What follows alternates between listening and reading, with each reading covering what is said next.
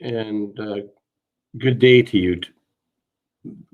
It's great to see you at the Business Renovator again. I'm really excited today to bring a friend, a buddy, a partner of mine who's authored a book we're going to talk a little bit about today. It's not this first book, though. This is my other buddy, Brian Monahan's book, and I want to start the show like I normally do with Customer Delight by Brian Monahan, who basically curated this. And I was torn between which quote to use because there are several really good ones today. So I'm still struggling. So I'm going to go with this one. Do your little bit of good where you are. It's those little bits of good put together that overwhelm the world.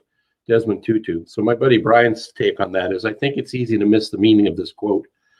It's not just about doing the little things, but doing the little things where you are. This is seeing the glass as half full instead of half empty. And I would add to that it's refillable. It's about owning the moment and acknowledging you have a choice. You can provide your customer a small taste of delight, or you can just go through the motions. What do you do when you run your business and run your life? That's the question I would have you ponder today, for the rest of the week, perhaps, or the month. Thank you, Brian, for that. Really appreciate it. As I said, I'm actually quite excited to have my friend Ben come and join us today. He's an interesting dude, very smart, really good with words. So let me bring him on so that you get to meet him. Here he is, Ben J. Pritchett, my buddy. Hello, Ben. Hello, Phil. How are you today? I'm wonderful. Thanks for asking. I want to read your 3-page introduction. And it's not only 3 pages because I put it in large font so I could read it. It's actually loaded with a lot of great content. And it's not really 3 pages, but it is worth hearing. So Ben Pritchett was born and raised in Gander, Newfoundland, which is on the eastern side of Canada, for those of you who don't know where that is. And that's where he started his first business at the ripe old age of 15, and he began his consulting practice in 1991. He has worked with clients in dozens of different industries for almost 30 years. Some companies coached by him have nearly doubled, and in some cases tripled the revenues in a single year. Yes, that's less than 12 months. He was taught business. He taught business management. He runs optometry clinics, owned a business brokerage where they actually sell businesses, a specialty computer company, and a sales training business. While not everything was a raging success, he learned a lot about business, both good and bad. Along the way, Ben says that when things come too easily, you really don't learn very much. So appreciate tough times for their learning opportunities. Otherwise, your time and your money were wasted. Ben's life is a lifelong learner with over 3,000 books in his current collection. He attends multiple national business events, virtually or in person, every year to keep on with what's working with other businesses in his industries worldwide, not just in his own country. He believes that you're moving backward if you aren't constantly learning. And man, does he constantly learn. I can't get on his schedule sometimes. He's on 2 courses a week. It just drives me crazy. But he does manage to fit me in once in a while. He is actually the author of this book, which is the heading of today's show. Basically, it's around systematizing your business. The book is called Systemize It Now, The Art of Taking Back Your Life and Your Business or Your Professional Practice with Less Stress and More Profits. More profits. We got to like that. You got to stay tuned and listen to this one. It actually has become an international Amazon bestseller in 2017. And he also writes a regular column in the 6-Figure Coach magazine. Ben currently splits his time between Winnipeg and Swan River, Manitoba. That's, I don't mind how many hours it is, but when I was in Swan River having a visit, he told me if I followed this road and didn't deviate, I'd get all the way down to Texas, right from his little town in Manitoba. So he splits his time with his wife and his daughter, Callie, and he works from home, and he has multiple homes, so wherever he is where he works. It might be where he lives. He works from home and is often found burning the midnight oil in some new project or another. He owns Advantage Business Consulting and is the Chief Operating Officer at Doctors Vision Centers of Canada. Despite an already hectic schedule, he takes on select consulting assignments when a project piques his interest and would welcome the opportunity to work with you if you have a business that you want to grow successfully. Okay, now I can come up for air. That's all. I told you, 3 pages. It was really worth sharing with the world. So thanks for that, Ben. And again, thanks for being here. No problem, Phil. I actually cut a bunch of stuff out of there to shorten it down for you. So. Well, I know. I was surprised. So I got to hang out with you, and you brought me in to work with your team in the optometry side of things, and we've had some fun experiences and learnings there. So not only do you invest in yourself, in recent years you've consistently invested in your team, your staff, and I think it's pretty amazing for small businesses like yours to continually invest in their people. I had a guest on here. He was the former owner of the Little Giant Ladder, and his father started that. And his father's mantra, one of his mantras was, if you build the people will build the business. So I know that's something you strive to do as best you can with your business. Absolutely. I mean, it's not always easy. One of the big parts being, of course, we're in an industry that's plagued by a lot of different competition right now. So it's not high paying. So trying to convince someone who's not making 25 or $30 an hour that they need to invest in themselves is not always the easiest. But we try it, and based on, unfortunately for us, we often really train some people well for other employers because we don't often keep them. But there it is. You just keep on trucking, right? Yeah, and that was one of there was a quote in the book of Brian's that I was going to read that really resonates with me, and it speaks to what you just said there, where you've invested in people and you've helped lift them up, and they've ended up going somewhere else. Look, you're a hot item. People want to talk to you. They're FaceTiming you, trying to. They'll have to wait for a few minutes, though. So the book is really kind of an interesting read for people in business. The first question that comes to mind for me, though, is why did you write it? Well, I guess you want the honest answer. The honest answer is, I think anyone in the coaching consulting field, a book is an awesome thing to have as it beats the hell out of a business card. I'll put it that way.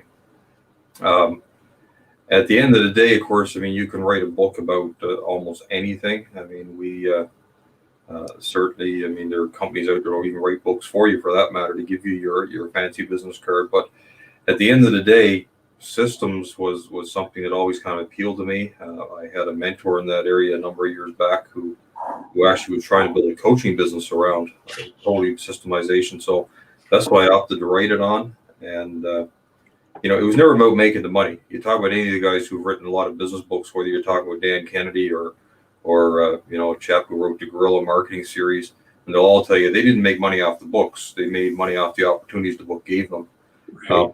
With that said, I put the book out there, and I know in 2 specific instances, a company in Ontario and a company in Florida, after the folks read them, I got unsolicited testimonials back where these folks basically said the book had changed their lives because they have been struggling to make everything work in their business. And once they started putting systems in place, they started getting a lot more freedom and life back and profitability and the whole shebang. And one other quick example I'll give you, before I even published the book, I have a very good friend of mine who now runs $3 million companies.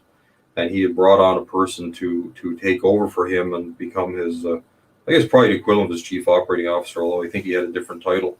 And he had messaged me and said, "Hey, Ben, can we hop on a call?" So I got on a call with him, and he basically says, all the talking to companies are systems, but he says, "I don't understand the systems. I can't get them." So I spent about an hour coaching him, said, "Here's what you got to do. You got to sit down with the owner. Here's the way you've got to ask questions. Here's the way you've got to put things down on paper." And like I said, since we did that, they've added a second and $3 million business that he's been able to get the owner to give him the system so that he can go run them as well. Because the system is not much bloody good unless you can pass it to someone else and they can do it, right? Yeah, well, isn't that why you systematize things?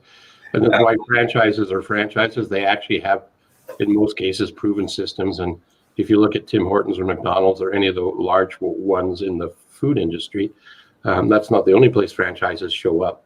But they're really good examples of systematizing their business. As a result of that, it's easy to bring on people, teach them the system, and they can replicate it. And then you get to do what you talk about. We promoted the show today was to work on your business rather than in it. If you don't have it systematized, you're kind of running your business in it all the time. How the hell do you get out of it? Oh, absolutely, and that's the big thing. I mean, if you think about it, every McDonald's restaurant is essentially $1 million business run by teenagers.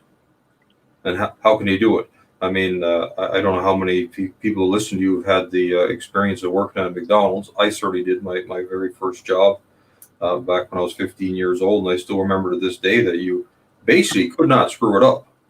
You know, as you drop the you drop the fries in, you press a button. The thing beeps at you. You haul them up, give them a shake, drop them again, press the button. And by the time the third or fourth press comes, they're done. Throw them into things, shake it with salt on them, and then 2 minutes later, people are eating them. Yep. You really could not mess it up. And the other thing too is no matter where you are in the world, the experience is pretty much the same. Absolutely. Well, that's one of the big things. I think it was in the E-Myth they actually talked about that. Is like you go into any room full of people and say, how many of you can make a better burger than McDonald's? And pretty much every hand should go up. It's a question, how many of you can make a better burger business than McDonald's? And no hands should go up. Yeah, really, that's a tougher mountain to hoe or climb. There's a couple of things that stood out for me when I had a peek at the book once again, and you talk about a number of things that I'm a big fan of. Things like the learning process, you call it levels of skill where they're at.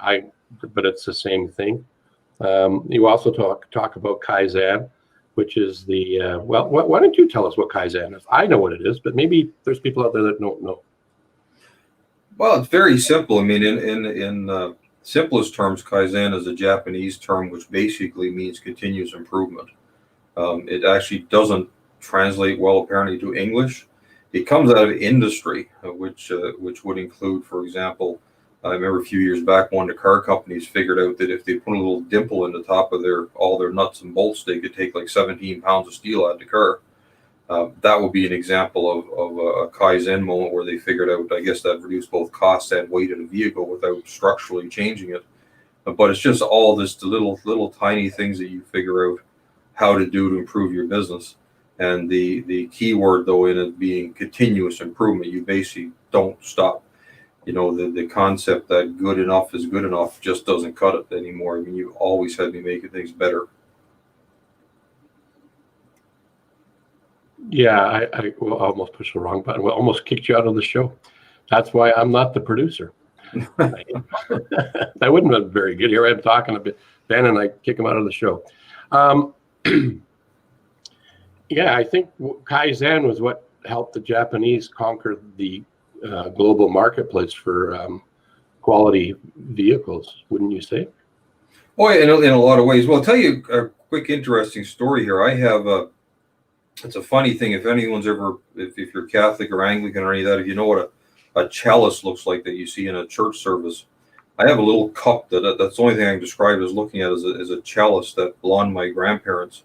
And what it actually was back in the day when everybody smoked, you would actually have a little stack of cigarettes in this thing and then pass it around for your guests to have a cigarette. We're talking, and stamped on the bottom was made in occupied Japan. And I thought, wasn't that interesting? Why did they want to make note of that? So I did a little research into it and discovered that I guess prior to World War II, Japan was basically known for producing cheap crap. I mean, much the same way that we oftentimes think anything coming out, a lot of stuff coming out of China today, or maybe Vietnam, or any of these sort of third world type countries, we consider to be lower quality. And so they made sure to differentiate once they had occupied Japan that, hey, the quality is improving. And then it went on from there. Of course, I mean, Deming is the most famous fellow for that one that went over there. And basically the kind of the joke is they couldn't wait to get him out of the States because he was bugging the hell out of the business executives because he kept on talking about improving things.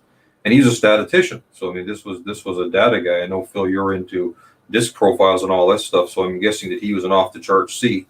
You know, data was king. And a real interesting thing, again, if you know anything about the Japanese culture, is they're a fairly closed culture. I mean, they actually have a term for foreigners, which is gaijin, which is not very friendly.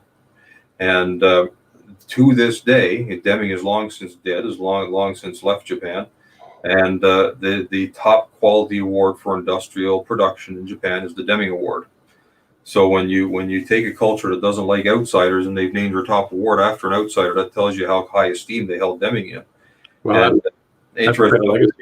Yeah, so to get him back in the States, and Deming by this time is like, I think in his 80s, and he's now held in such high esteem in America that they actually used to fly him between two universities to teach in a helicopter to try to get as much information out of him as they could. Keep in mind, this is the guy they couldn't basically, don't let the door hit you on the way out when they got to kick them out of the States. Yeah. So I guess perseverance is one of the things that's key to being an entrepreneur, although that's not really the topic today, but it's a nugget to not let slip through our hands. Oh, absolutely. Well, one of my favorite quotes is Winston Churchill, right? When you're going through hell, keep on going. Yeah, absolutely. No sense standing in it, right? That's right. So something I don't totally understand in reading your book, not that it's difficult to read, but it's the Merlin Method. Yeah, well, you know what? I can't take full credit from that one. That's a mentor of mine named Paul Lemberg that I learned that one from.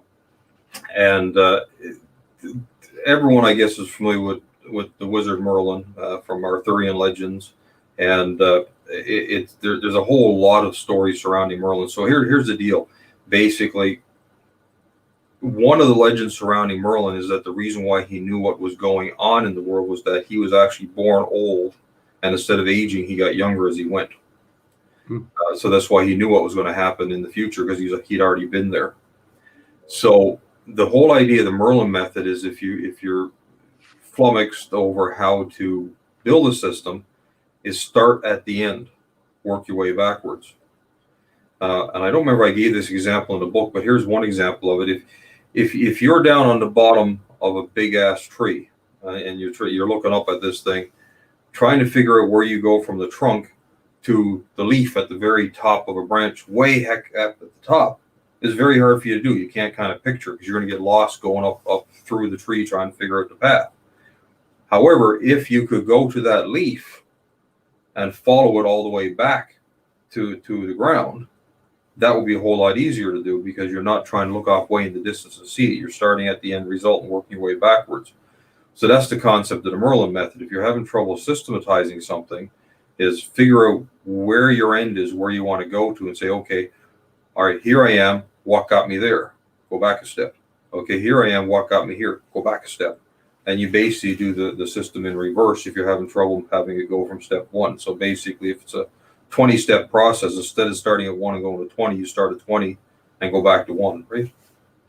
Yeah, what I like about what you're sharing there is it reminds me of two of my mentors that I follow too, and I can't take credit for any of it, and I don't care that I don't get the credit, just the application of it. And that's Covey says start with the end in mind. Brian Tracy says back to the future thinking, and Lou Tice said to have a future perfect vision of where you'd like to be, and then as if you're already there. And then I like what you say, take a step back. What are you doing? Take a step back from there and building the steps. It's the same process, just a little bit differently orated.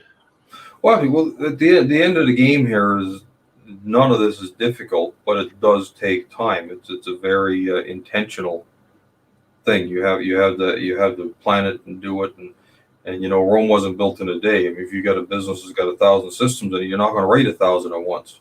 You know, you do a few as you go along. Yeah, it's like how do you eat an elephant or a whale, one bite at a time, right? Absolutely.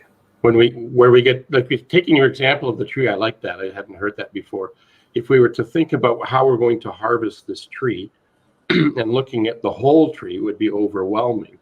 And what I found and even though I understand this, I still get caught up in it, is the thoughts that are going in through my mind from time to time tend to make it a bigger challenge and problem than it really is when you knuckle down and just take a bite and start doing stuff. I often get surprised, still continuously today, when I get all that clutter and then I find time to relax and get focused on it and slow down long enough to spend the time on the project. The project is not as arduous as my imagination made it. Have you found that at all, or is that just something goes on in my thinking? Well, absolutely. We blow things up in our head, I think, all the time. We overthink it. I know I'm absolutely guilty of that, because that's just, I'm a very, I guess, cerebral sort of thing, in that, you know, you think the process through. And I think it can it can work in both directions. You can basically freak yourself out thinking about it all, or at the same time, I don't recommend just jumping in and doing something either. It's like the old adage with carpentry, measure twice, cut once. Mm-hmm. There is value in thinking it through. The problem is, and I'm very guilty of it, is analysis paralysis, right? You just spend all your time thinking about it and you never do it. And that's something that you can be very guilty of as well, right? Yeah, like the thinking is a good thing, but thinking can be a bad thing. And I forget exactly who said it was. Some of the hardest work we'll ever do in our life is the thinking. If we're not, it's hard work sometimes. And I think stats suggest that there's only about 3% of the people that actually think. There's another smaller group, but bigger than that think they think, and there's the others that I forget how they categorize it, but they don't think much at all. Well, a great example, you said, I think in my introduction, that I was pretty good with words, and there's a great Mark Twain quote that he says, I would have written you a short letter, but I didn't have the time. Yeah. So you can basically write a long letter easily. Writing a concise letter takes time, but that's also a thinking process. It's also an editing process. So yeah, I've always quite liked that. I would have written you a short, but I didn't have the time. So, and the thing with systems, they can always be refined. As well. It's amazing how many times things can happen that it kind of take you by surprise. Or simple things. I remember back I'm going back into almost the adventure of the wheel here, but back when I was in junior high school, we had a woodworking project where you actually formed a little company. And maybe this was also, I should say, this was maybe a portend of the future, in that I was made the marketing guy for our little company. But we made a little duck-shaped wooden thing with, I think it was 6 holes in the top for putting pencils, a little pencil holder. And it was actually made with, you actually glued 2 pieces of wood together to give you the thickness, and cut the shape of the duck out and sanded it down and so on and so forth. And I was looking at the plans one day, and it occurred to me that if we turned the ducks a different way on the wood, that out of every whatever was square foot or whatever, we could get 1 extra piece of duck. Brought it up and showed it to the teacher, and sure enough, he agreed. And basically, so for the same amount of money, so we all had to throw a few bucks in the pot for materials. For the same amount of money, we ended up upping our production by 50%. Wow. So what do you think happened to the profits of our little company? Yeah, you got more away. Absolutely. But what got even funnier about it was I'm reminded of the story the other day about the fact that there's a third partner in Apple who sold his 10% for $800 23 days into the process, and would now be worth $100 billion that he kept on going. And in our case, a bunch of the kids in the class didn't think it was going to work out. So a buddy of mine ended up buying out most of our friends. So at the end of the day, I think we ended up owning something like 60% of the shares, and we ended up making at the time, entitled profit. When you're 14 years old, making an extra $100 is a big deal. Oh, absolutely. And 14 bucks 36 years ago was a big deal, not so much now, right? So yeah, that might have. So I don't know what the best question is. Is it in your DNA, or was it that experience with that teacher that opened up your consciousness to do what you're doing today? Because you have an uncle too that you worked for, and you became at a very young age the go-to guy whenever there was a problem with systems and operations and other things, didn't you? Yeah, I guess I'll start with your first question there. I think there's a certain skill level or certain things that we're predisposed to doing. I can remember, when you're at fundraisers back in the day, I was the guy who would pick up the box of chocolates or whatever we were selling, and was, as soon as you got it, I was out going door to door around the neighborhood and had mine sold before anybody else, that sort of thing. With that said, I'm not a big fan of sales, but there was a goal to be there. And certainly I remember one year we had a vice principal who got really smart. He got, you made a quarter for every one of the chocolates that you sold. And so I was the top salesman that year, because, hey, that was a chance to make money. But so there was a kind of predisposition to it. But yeah, I had an uncle of mine who, he was really almost I describe him almost like a force of nature. He was kind of one of these guys that you almost, he walked into the back of the room behind you. You didn't even know he was coming. You almost sensed he was there. He was almost a bit larger than life type fellow. And he built up, I think at the time of his death, he had 18 companies in central Newfoundland with something like well over 100 employees at peak season. And he was the quintessential entrepreneur that constantly starting things. I would say, I hope this doesn't sound too unkind, not so great at running them. Great at starting them, not so great at running them. And I would admit I'm guilty of that too. I don't consider, even though I managed a couple of businesses, I'm not a great manager. I'm a better strategist, we'll say. And so I worked with him for the better part of 4 years. And I had no title, and it was basically, oh, there's a fire over there, go put it out. Oh, there's a fire over there, go put it out, sort of thing. So, and that was also I think a difference of our personalities. His being a very strong personality, like he was. I used to describe he was kind of bulldozer. So something there was a problem, he just ran over it. Whereas my preference is always to negotiate my way through a problem first, and the bulldozer only comes out as a last ditch effort. Not to say I can't use that if I have to, but I prefer a little more finesse to get things done. I'll put it that way. And one of the other businesses that kind of probably came before that was you were into the fishing business, but you didn't fish. You made product to help them catch fish. Did you not? Well, that was my very first business. Yeah, we had a bunch of intercurricular stuff. It was a pilot program back when I was, I think, in grade 7. And one of the ones that I did was fly tying. So anyone who's ever gone fly fishing knows the cute little feathered or hair-based hooks for trout and salmon are our two things we have in Newfoundland. And I didn't take fly tying that year. I kind of skipped it. And the following year, I discovered that a couple of the guys who had done it as their extracurricular activity were now doing it, selling them and making some money at it. So I thought, that's interesting. So I convinced the teacher to teach me after school when I was in grade 8. And anyway, so I learned how to tie flies and went out and bought a whole crap ton of stuff. I still have, I think, 2 boxes of it at my garage up in Swan River, but all the materials. And I would tie flies in the winter. And it was kind of great. You could sit in front of the television. I had an old black and white TV. So any younger audience won't know what the hell that is, but it was a black and white TV. And I think we had 4 or 5 TV channels at the time, and I watched the tube and tie flies.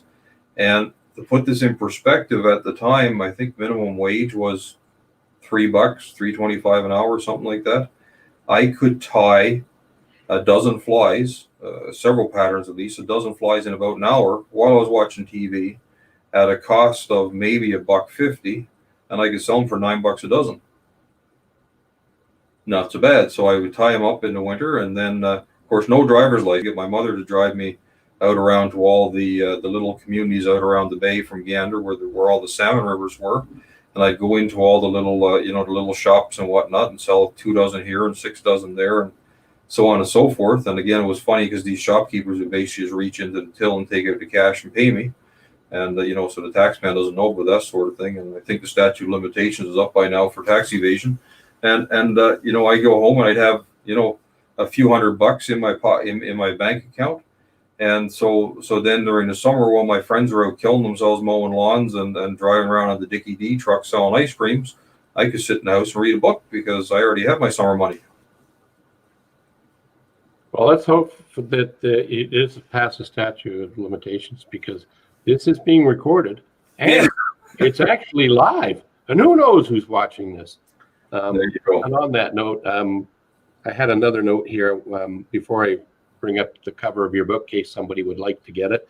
It's only 15 chapters. It's well written, and there's actually a bonus chapter, I believe, too. So it's actually 16 chapters, and there's some future things coming available that are noted in the book. But before I get there, you have a couple of Airedales, and they have really kind of strange names, kind of Darth and Leia, and they're Airedales. What's that all about? Well, where it came from, I actually adopted a dog back, oh, good Lord, I guess almost it'll be actually it's 14 years ago this month. And he was a really big Airedale, like almost twice as big as the normal ones. And when I was driving him home from Minneapolis, they looked. He was sitting up between me and Dawn in the vehicle. Dawn being my wife, of course, and he reminded me of the scene in the original Star Wars where Chewbacca was laughing at something Luke had said, and Han Solo says to him, "Yeah, yuck it up, fuzzball." And I kind of started calling, because they named this poor dog Bobby Dale the Airedale, because when he was turned in for adoption, he didn't have a name. And I looked at my wife and I said, "Okay, I got his name now. He's Chewbacca, a big furry ass dog, like that sort of thing." So that was fine. And then when he was starting to get a little bit older, I've been through, as I know you have, Phil, that when you have a dog and you lose your dog, it's they actually call it empty house syndrome, where you kind of go a little crazy when the dog disappears. And so I said, you know what, I got to get a couple more dogs. So I happened to find a breeder out in Wyoming that had a litter coming, and he had, well, they claim that they're purebreds, but I'm pretty sure there's a little bit of black lab or something in there somewhere. But anyways, he had the father of the dogs was black. The mom was normal Airedale color, which is black and tan.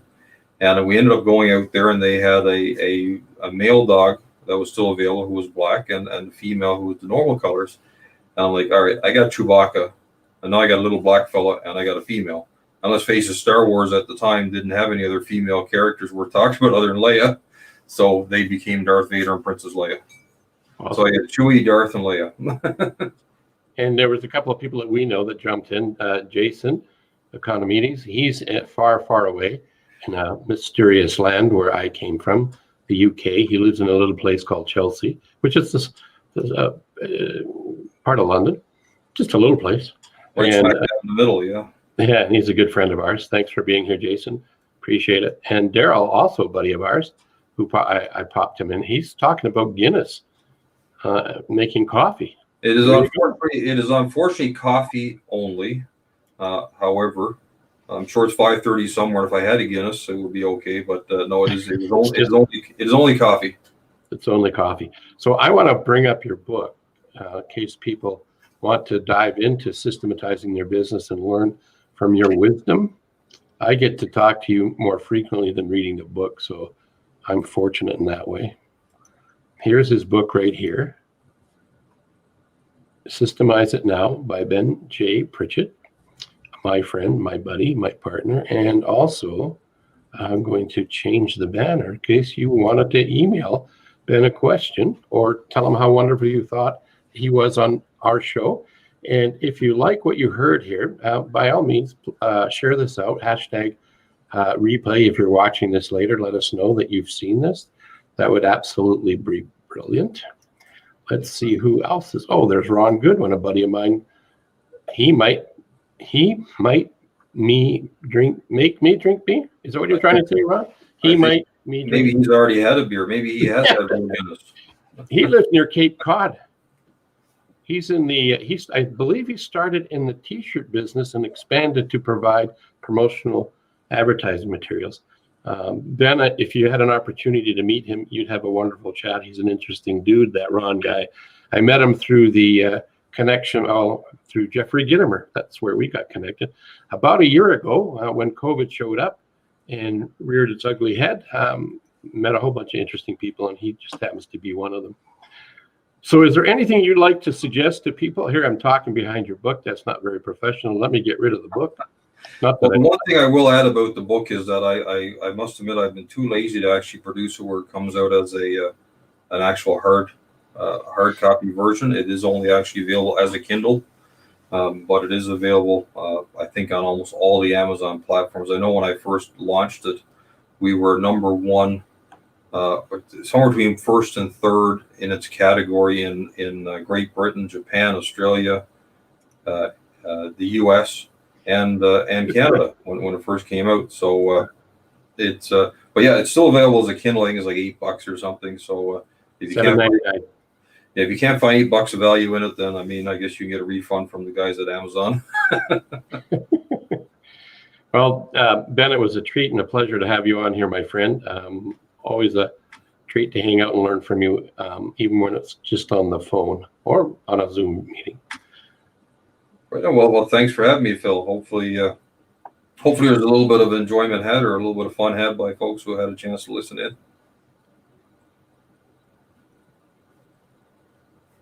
Let me just bring up one more thing Ron said, because I don't want to leave him. He said he's glad to join you. So he's going to join you on a coffee of Guinness or something. Well, there you go. If you guys want to connect, you can look Ben up on Facebook, Ben J. Pritchett, or do you go by Benjamin on Facebook? No, it's just the Ben J everywhere. And he's there on LinkedIn as well. Yeah, and, Benjamin was only if my mother was pissed at me. That's the only time I was ever called Benjamin. Yeah, I have the same thing. So I totally get that. So again, thanks for being here, buddy. I'm just going to end the show now. If you got value out of this and you'd like to share it with other people, please do that and have them just go #replay. If you have a topic as a business owner, salesperson, entrepreneur, shoot it out to me. Contact information is above me, phil@coachphil.ca. Happy to address the question either firsthand or secondhand by getting an expert to come in, a subject matter expert, just like Ben is, and have them come on here. So if you know somebody, let me know. We'd welcome them to be here, and have a wonderful day. And the wonderful is spelled with a U, W-U, wonderful. Till next time.